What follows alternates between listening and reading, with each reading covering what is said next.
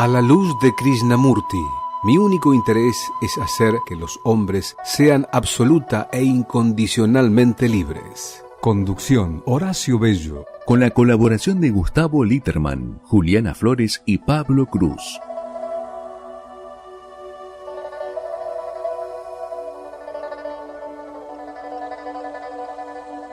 Buenas noches. Un nuevo programa de A la luz de Krishnamurti. ¿Qué tal, Pablito? Ya. ¿Cómo andan? Buenas noches a todos. ¿Qué tal, Juli? Hola, buenas noches. Yo vino con misterio. No sabía que yo en un momento no supe a quién saludaba primero. Un nuevo programa empezando septiembre, en mes de la primavera. Y vamos a tratar de florecer nosotros también. Intentando, a veces es difícil ser creativos, no repetirnos. Y más allá de que la enseñanza tiene cierta estabilidad, siempre podemos encontrar alguna punta novedosa, incorporarle algo que tenga que ver con nuestras propias vivencias y darle esa, digamos, frescura a la enseñanza que los tiempos van exigiendo. La semana pasada estuvimos hablando de la inteligencia y hablamos del control y la vinculación con la inteligencia a partir de una propuesta de Pablo, si no recuerdo mal, ¿no? Sí, fue mi culpa. Y hoy, que va a ser un programa más breve respecto a lo que es específicamente nuestro, porque vamos a hacer el pase con nuestros amigos del Bisturí unos 15 minutos antes, vamos a tratar de cerrar provisoriamente, como siempre hacemos en cuanto a los cierres, esta cuestión, para ver qué es lo que podemos agregar y ver qué es lo que desde nuestra perspectiva más nos queda claro de qué sería la inteligencia, no solo para Krishnamurti, sino para nosotros mismos. Y en particular, y es una invitación que hago a todos, ¿cuándo cada uno de nosotros observa que sus conductas son inteligentes y cuándo no? Porque de esa manera quizás podamos discernir, separar con cierto espíritu práctico qué sería la inteligencia. La otra vez, en tren de excluir aquello que parecería que no es la inteligencia, hablamos de muchas de las cosas que convencionalmente en nuestra sociedad se llama inteligencia, porque nuestra sociedad del siglo XXI y formada en el siglo XX, en donde el cientificismo está de algún modo dándole letra a este concepto, asociamos la inteligencia al conocimiento, a la formación técnica, a la formación académica e incluso a la relación que tiene la conducta de cada uno de nosotros con los resultados de su vida, con los resultados particularmente económicos. Bueno, como dijimos la otra vez, parece que no es eso. Parece que eso no sería, por lo menos, lo que nos permitiría una vida con mayor calidad, para darle un concepto. Por eso a mí me gustaría invitar a todos, incluso a mis compañeros de programa, como ejercicio práctico quizás. ¿Cómo observa cada uno de ustedes cuándo la inteligencia está operando en nuestras vidas personales y cuándo no? Y haciendo también un ejercicio de conceptualización que es muy útil para ser un poco gráfico cuando estamos usando palabras, ver cómo podemos clarificar cómo son esas experiencias y qué diferencia tienen con las experiencias que no serían inteligentes. Y yo diría algo más. por lo menos algo más respecto a mi propia experiencia para dar el ejemplo, ¿no? He observado durante muchos años que me he reprochado ciertas conductas que, observadas a posteriori, eran claramente estúpidas, pero que uno las repetía. Es decir, no solo que veía que eran estúpidas, sino que veía que repetía las estupideces. Entonces, creo que acá hay un insumo interesante para reflexionar. Por un lado, el ver lo que antes no veía uno, y por otro lado, cierta incapacidad de nuestra condición humana para poder cerrar los ciclos y evitar la repetición, ¿no? El eterno retorno, como diría Nietzsche. Así que, bueno, no sé quién quiere empezar, quién se anima a hablar de este tema, pero me gustaría desarrollarlo de esa óptica. Por supuesto que también nos vamos a ayudar con un texto de Krishnamurti que va a leer Julie más tarde. Así que le dejo la pelota al que quiera decir algo en especial sobre esta cuestión, o cómo lo quiera ver cada uno de ustedes, ¿no? No es necesario que lo digan limitado a este enfoque, ¿no? Cuando vos enumerabas las distintas características de lo que parecería no ser la inteligencia, yo veía una conexión directa entre lo que hablamos la semana pasada y el tema de hoy. Porque mientras vos hablabas, yo me preguntaba, ¿son todos estos movimientos o todas estas acciones a las que yo etiqueto como inteligentes, que son potencialmente inteligentes, yo las llamo inteligencia, tienen como fin lograr algún tipo de seguridad? Digamos, ¿hay alguna búsqueda de seguridad subyacente en ese accionar del intelecto que me lleva a hacer determinada cosa? Y entonces se me ocurrió que quizás lo que diferencia la inteligencia a la cual Krishnamurti creemos que se refiere de lo que solemos convencionalmente llamar como inteligencia, la diferencia está en si hay búsqueda o no de seguridad. Es decir, yo y lo llevaba más allá, ¿no? Cuando mientras vos hablabas decía, bueno, ¿cómo? Pongámoslo a prueba con un ejemplo. Yo decía, bueno, por ejemplo, la matemática. Una fórmula matemática está diseñada de tal forma en la que se la despoja de todo aquello que resulta caótico o difícil de controlar o imposible de controlar, y lo lleva a un plano en donde es controlable. Entonces, si yo digo 2 más 2 igual 4, yo ahí lo que hice fue despojar los conceptos de dos partes de todo aquello que normalmente en la vida diaria la incertidumbre. Claro, exactamente, le quité la incertidumbre, lo despojé de todo aquello que no solamente es motivo de potencial inseguridad, sino que a su vez de imposibilidad de control. Entonces daría la sensación, o por lo menos a mí me da la sensación, que toda aquella actividad direccionada por y para el intelecto tiene como similitud la búsqueda de seguridad. Entonces se me viene la pregunta de: ¿es aquella otra inteligencia de la cual estamos intentando hablar, es aquello que se expresa cuando no estamos buscando seguridad? Es una pregunta. Es una pregunta, sí.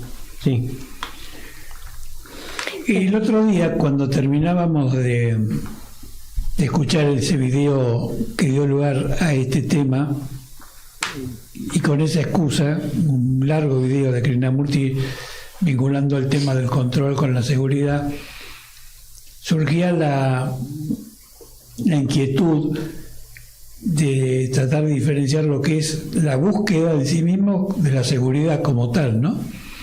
Y Krishnamurti afirma en ese video que la búsqueda de la seguridad forma parte de nuestra naturaleza.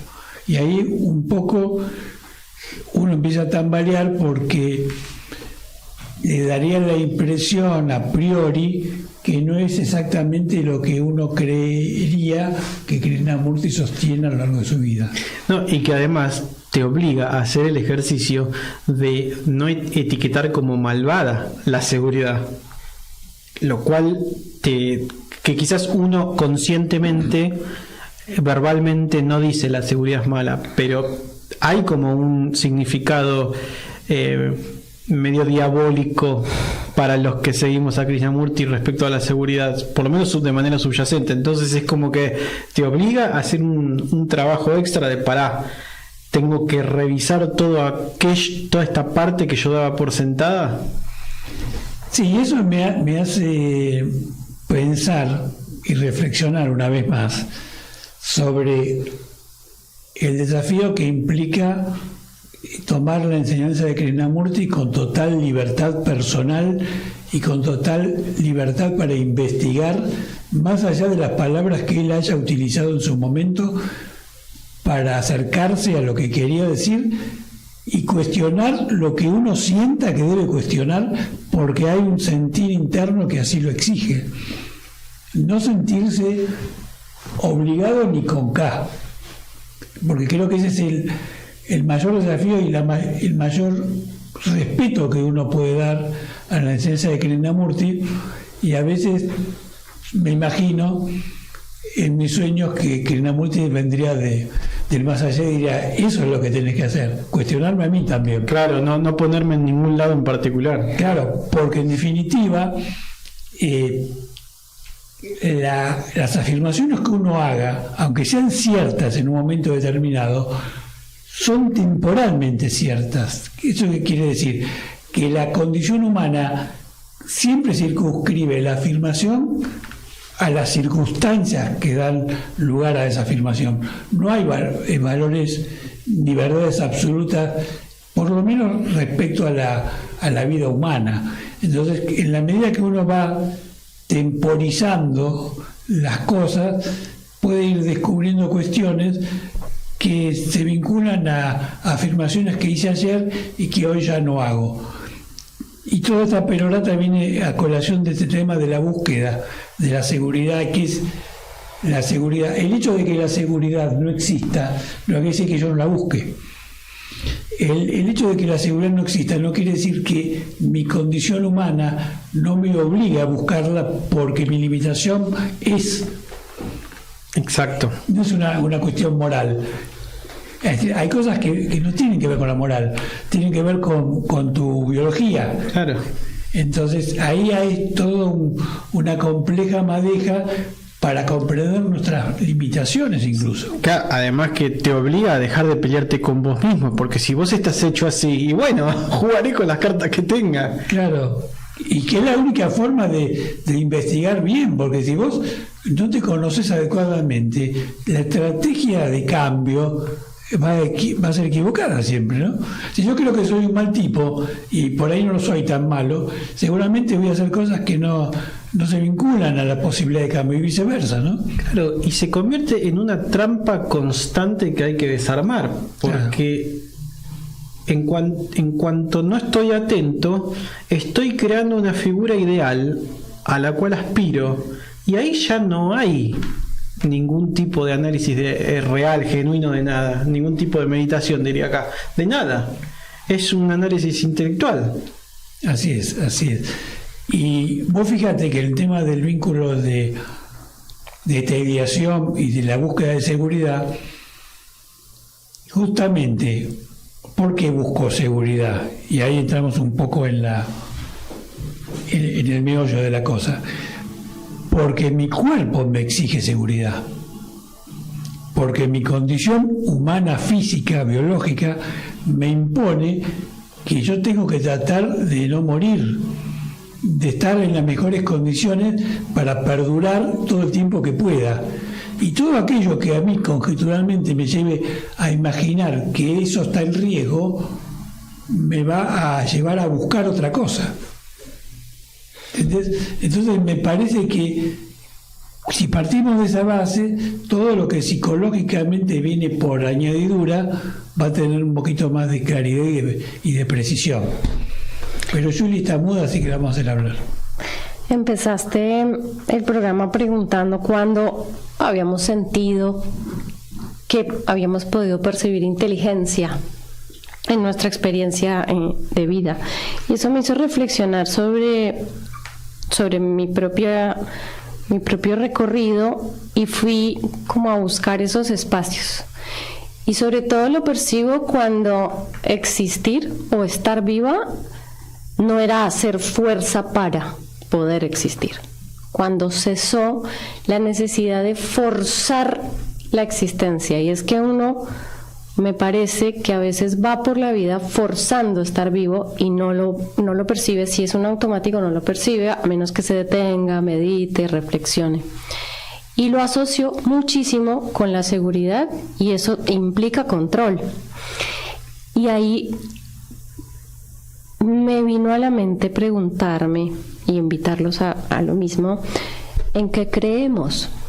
¿En qué creo?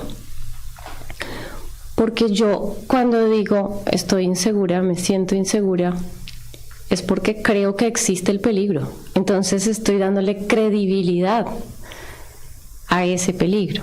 Entiendo que hay una parte, y esto va más a lo psicológico, pero entiendo que hay una parte que es biológica, que tiene que ver con la biología, pero siento yo profundamente que hay un campo amplio de reflexión que también se puede llevar a lo biológico.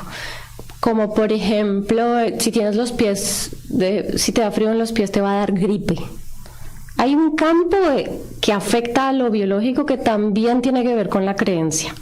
Entonces se puede llevar muy profundo la reflexión que implica en qué creemos. Y también qué juicio o qué mirada le damos a la experiencia que sea que nos trae la vida, porque a veces cuando nos ocurren cosas, noticias no felices, experiencias que por ahí nos hacen transitar emociones de estas que no nos gusta transitar, pensamos que nos está pasando algo malo y que por eso pasó porque no controlamos y eso nos hizo vulnerables o no estar seguros. Entonces sigo observando la cadena de lo que creo, porque a veces un accidente puede parecer lo peor que me pudo pasar en la vida, pero uno tampoco puede estar seguro de que eso no fue lo peor, sino que eso lo llevó a una cadena de situaciones y se fue encontrando con más experiencias a raíz de esto que lo calificamos como malo, que muy posiblemente nos hicieron transformarnos como seres humanos. Entonces, ¿a qué le entregamos la creencia? Me parece que tiene mucho que ver con esto que después ya se vuelve lo que creemos que nos hace inteligentes y nos aleja de lo que yo entiendo que es la inteligencia.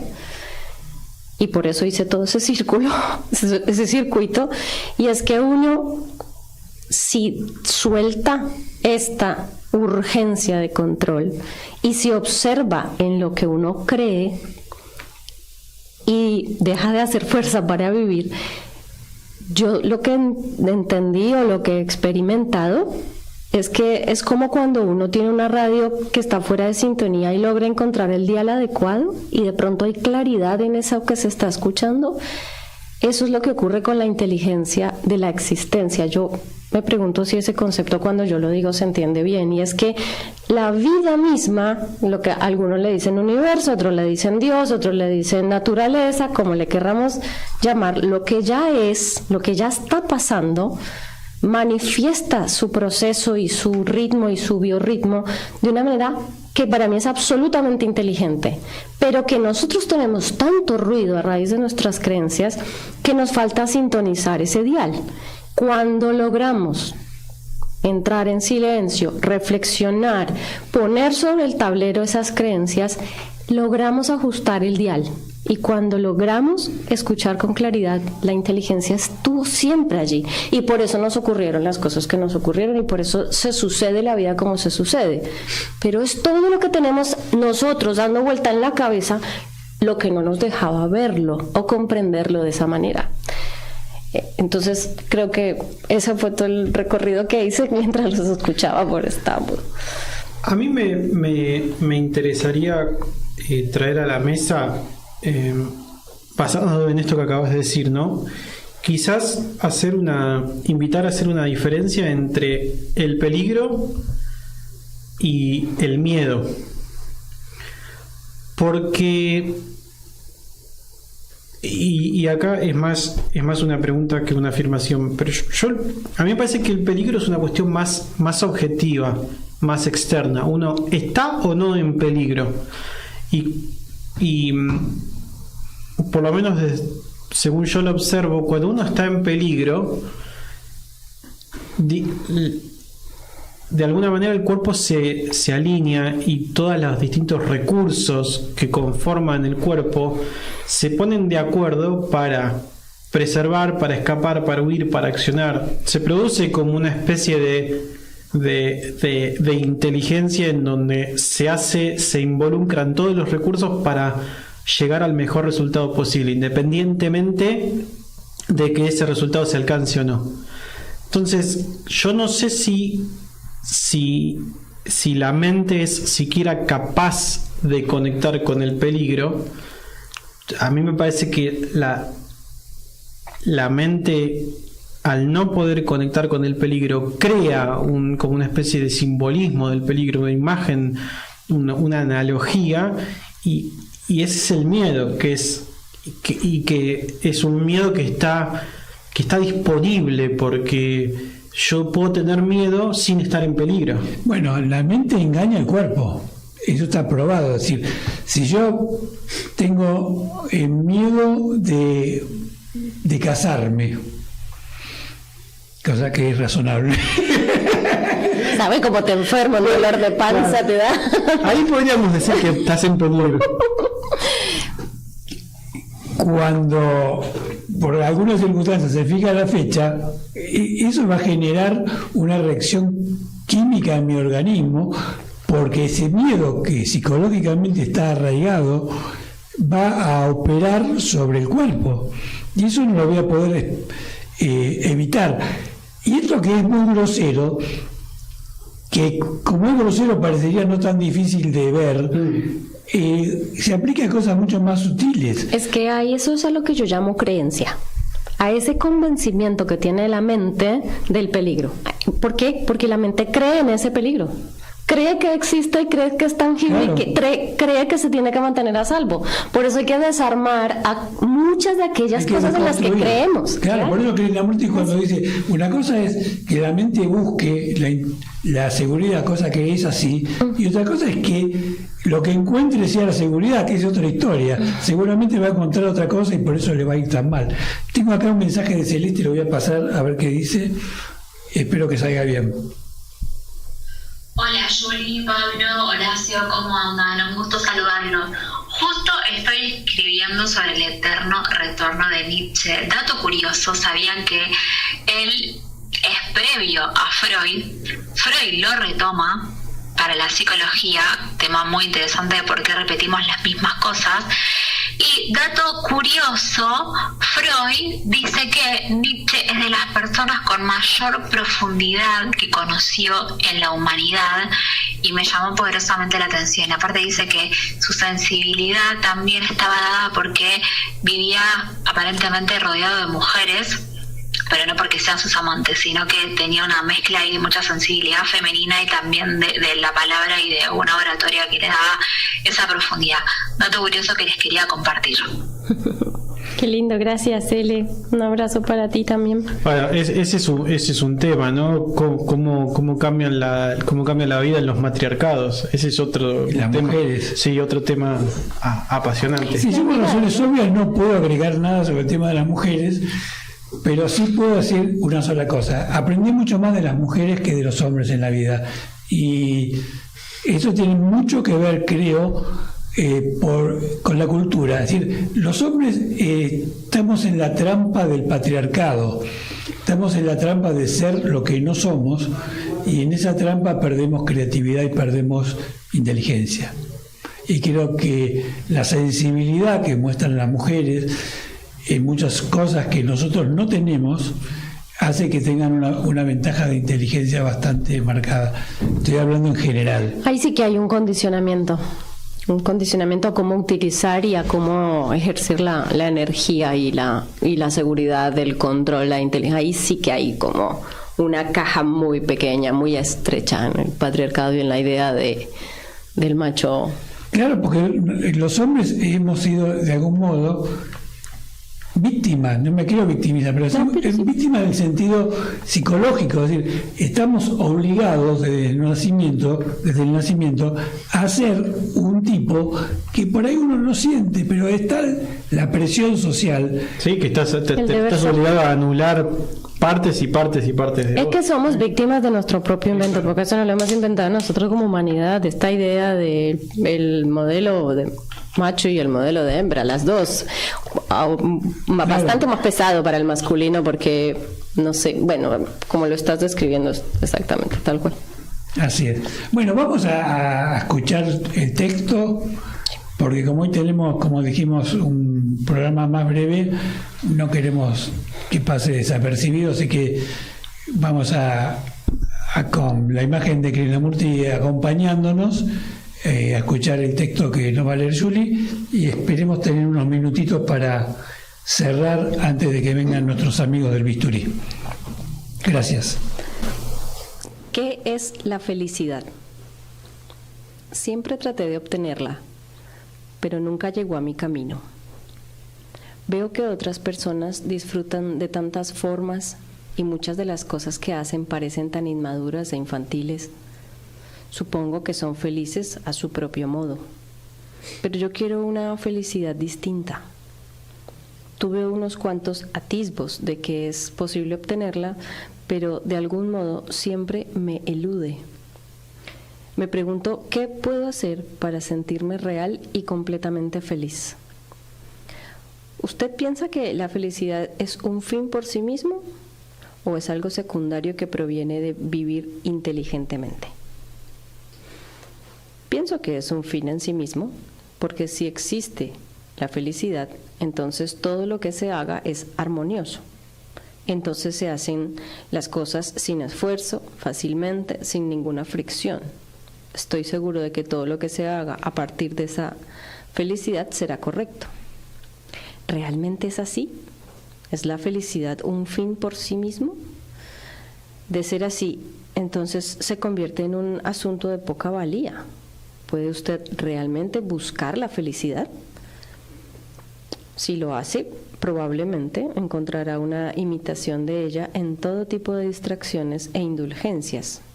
Esto es el placer. ¿Cuál es la relación entre placer y felicidad? Nunca me hice esa pregunta. El placer que buscamos se llama erróneamente felicidad. Pero ¿puede lograr la felicidad de la misma forma en que busca el placer? Debemos tener muy en claro si el placer es la felicidad. El placer es la gratificación, la satisfacción, la indulgencia, el entretenimiento, la estimulación. La mayoría de nosotros piensa que el placer es la felicidad y al mayor placer lo consideramos como la mayor de las felicidades.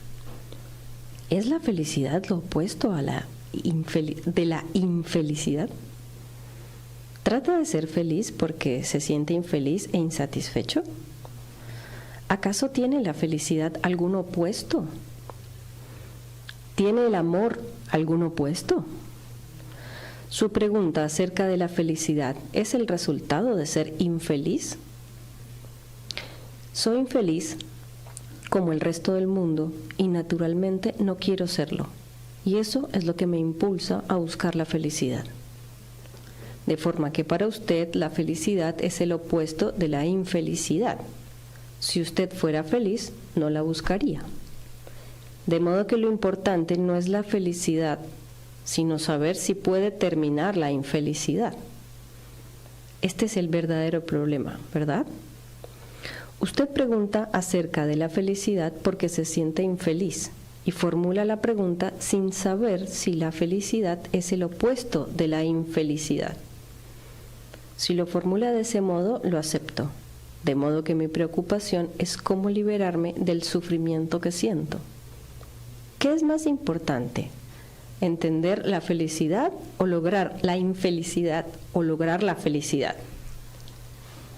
Si usted busca la felicidad, se convierte en una evasión de la infelicidad y, por consiguiente, siempre quedará ahí, quizás cubierta, oculta, pero siempre ahí, regodeándose en su interior.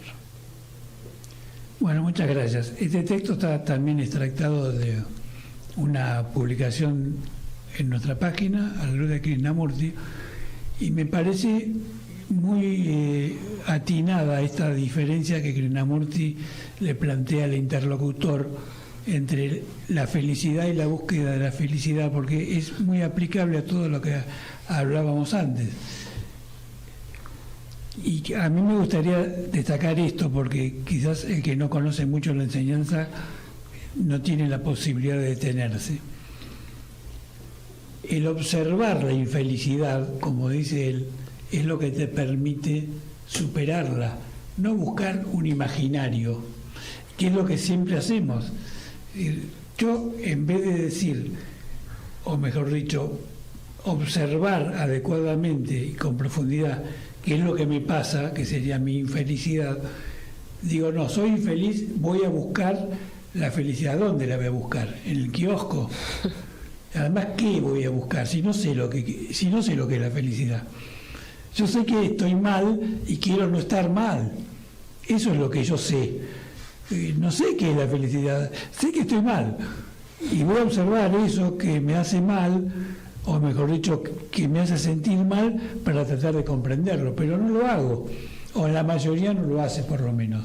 Me parece clave ese aspecto de la cuestión, que se vincula justamente a la inteligencia, ¿no? Porque la inteligencia, como dice Krishnamurti, sería comprender esa sutil diferencia, ¿no? Claro, además yo, mientras que vos, Juli, leías, yo en algún momento hasta me pregunté ¿por qué buscaría la felicidad? Digamos, ¿por qué siento que tengo que moverme hacia un estado ideal más allá de el obvio hecho de que estoy incómodo, estoy insatisfecho, estoy con una especie de desagrado interno y me quiero mover, me quiero alejar de eso, ¿no? Sí, que al fin y al cabo es un poco la madre de todos los problemas, ¿no? Porque cuando uno quiere moverse a un estado es porque está incómodo en el que está, o sea, entonces más o menos todo se resume un poco en eso. Es como la sola búsqueda de la felicidad que sí o sí, de manera inevitable, implican que vos hayas previamente construido, porque vos no podés buscar algo que no tengas una mínima idea de cómo luce. Entonces tenés que tener una idea de lo que más o menos significa. Claro, pero la idea no es la realidad. Claro, pero el punto al que yo iba es que estás de nuevo en la trampa. Claro. El hecho de que vos busques algo es porque tenés una mínima idea de cómo luce, de cómo es, y eso ya te da la pauta de que es algo, de que es una idea construida. De ¿no? hecho, puedes estar malinterpretando algo que estás observando, porque puedes ver a una persona que está sonriente, que tiene un pasar tranquilo, que no tienes ni idea ahí adentro de su ser, cómo está vinculado ni con su cuerpo ni con sus emociones, y estás interpretando que esa persona sí es feliz y tú no. Entonces tú quieres eso que estás viendo y estás como poniendo, es como que lo ponen en un altar al hecho de ser fez, y medio en un momento estuvo medio cliché. Yo lo único que busco es la felicidad, y me imagino que también por eso se lo habrán preguntado a un maestro, ¿no? Como maestro, como la iluminación y como la paz interior y como... Claro, yo busco aquello que me imagino que me va a dar paz. Claro, y que lo pongo en una cuestión de idealización, se diría. Claro, Sí. una idealización. Claro. Ahora, hay una curiosidad acá.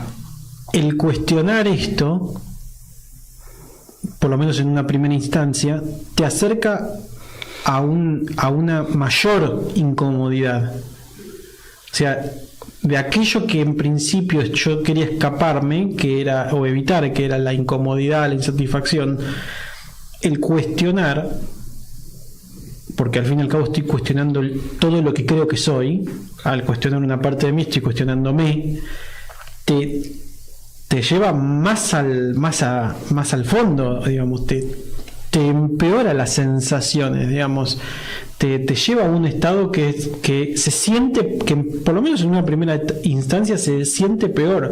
Entonces, eso también un poco es otra trampa, porque es un motivo para no investigar. Bueno, que- sí. Creo que eso es lo que llama sentirse peor, es entrar más en contacto o en un contacto más profundo con lo que en realidad estás sintiendo. Y no estamos habituados, o no comúnmente se hace una educación, o culturalmente no tenemos esa crianza de estar en contacto con lo que sentimos. Entonces no es tanto que cambie, sino que realmente nos detenemos un poco a qué me está pasando. Y allí es donde creo que nos damos cuenta de lo incómodos que estábamos, y no sé si es incomodidad, sino rechazo, porque es un contacto real con lo que se está sintiendo. Entonces no quiero, porque es un hacerse cargo, es Claro. un darte cuenta. Tenemos a Gustavo, creo, en la línea. Vamos a aprovechar 5 minutos antes de hacer el pase para escucharlo. ¿Qué tal, Gustavo? ¿Cómo te va? Hola, ¿cómo andan? Juli, Pablo, Horacio. ¿Qué tal, Gus? ¿Cómo ¿Todo vas? bien? ¿Cómo estás? ¿Todo bien? Muy bien acá. Muy bien, muy bien. Bueno, voy a primero decir que lo que dijo Juli en el primer bloque es lo que considero que es la estructura fundamental que uno tiene que investigar, que es el tema creencia, ¿no? Como todas estas creencias modulan nuestra vida, ¿no? Pero ¿qué es la inteligencia? Bueno, fíjate, para mí, ahora que voy a llamar, me encuentro que tengo bloqueada la línea ¿Por qué no porque me olvidé de pagar. Igual. No, porque me olvidé de pagar. Sí. Bueno, eso es la inteligencia, si se manifiesta, ¿no? Sin que uno salga a buscarla y te dice, bueno, acá hay una distorsión. Y eso te acomoda. Así que... Pero ¿cuál sería la inteligencia? Y a ver, dar el ejemplo concreto. la inteligencia de la vida misma. Que la vida como inteligencia te marca el resultado de tu olvido. No, pero sin resultados. Equilibrios, ¿no? Es decir, no tenés algo, no podés hablar. ¿No? Entonces, hubo que... Me olvidé, salí a pagar, bueno, vuelve el saldo. ¿Me entendés? Es decir, todo es una cuestión de equilibrio, que muchas veces no nos damos cuenta, pero hay un equilibrio permanentemente. Es decir, sobre la presión atmosférica sabemos lo que va a pasar, y bajo humedad sabemos que no va a llover. Entonces esos puntos que marcan equilibrio nos muestran. Lo que pasa es que nosotros, con este tema del pensamiento, con esta búsqueda personal de seguridad, de éxito, de renombre, para saber también cuántas cosas, generamos distorsiones energéticas. Hablo de la energía, ¿no? Distorsiones energéticas. Celeste hablaba del eterno retorno. Bueno, el eterno retorno tendría que hacernos vivir de instante en instante, de manera tal que sea algo que no quisiéramos repetir. Es decir, tendría que ser algo creativo, algo bello, pero no nos movemos de ahí. Nos movemos en función de una intención de llamarle éxito, llamarle seguridad, llamarle poder, y eso a la corta y a la larga desequilibra energéticamente todo el movimiento. Es cuestión de verlo sencillamente, para darnos cuenta es una ley, si se quiere, una ley de la vida. Pero bueno, está bien. Estaba tratando de terminar de entender lo que querías transmitir para compartir aquello que vos hablas del equilibrio, ¿no? ¿Vos creés que el equilibrio está siempre? ¿El equilibrio está no, lo en que nuestra vida? No, lo que hay permanentemente es un desequilibrio. Por eso en muchos aspectos de la vida nos va como nos va. En otros aspectos somos más armoniosos y la vida fluye por ciertos carriles. Pero esto es una cuestión de energética. Vos cuando hablas de desequilibrio te referís al desequilibrio personal nuestro. Que es, por ejemplo, querer hacer una llamada y que no haya crédito. Ahí hay un desequilibrio. Entonces busca el equilibrio yendo a conseguir crédito. Entonces es como un continuo balanceo. Sí, le estoy bueno, que incluso se da en lo macro también, ¿no? Claro. Se da en lo macro. Veamos cómo pasamos de una estructura de gobierno a otra y hacia dónde estamos, hacia dónde íbamos. Creímos que había que cambiar de rumbo, se cambió, estamos viendo que la situación se está complicando, evidentemente pasamos de una polaridad a otra y estamos permanentemente pivoteando a lo largo de décadas acá en Argentina, por ejemplo, y aquí demuestra claramente que no hay una línea equilibrada, no digo exactamente equilibrada, pero vamos de un extremo al otro y así nos va como país y así nos va como sociedad y así está la educación. Es un tema muy interesante, quizás lo podamos discutir en algún programa especialmente, el tema de los ciclos y el equilibrio, ¿no? Porque es como el huevo y la gallina. Parecería que los ciclos nos llevan a repetir conductas, pero que el equilibrio sería lo deseable, entre comillas. Entonces habría que ver cómo se puede vincular una cosa con la otra, pero lo vamos a dejar ahí porque tenemos que compartir el programa con nuestros amigos del Bisturí, así que vamos a tratar de comprometernos de este tema en particular que tiraste en la mesa, a ver si lo podemos profundizar en otro programa. ¿Qué te parece, Gustavo? Bueno, sí. Yo un saludo mío a la gente del Bisturí y bueno, que los estaré escuchando en el pase. Perfecto. Y veré si ya se acreditó el pago. Volver al equilibrio. Un abrazo. Me dejo un abrazo. Chao.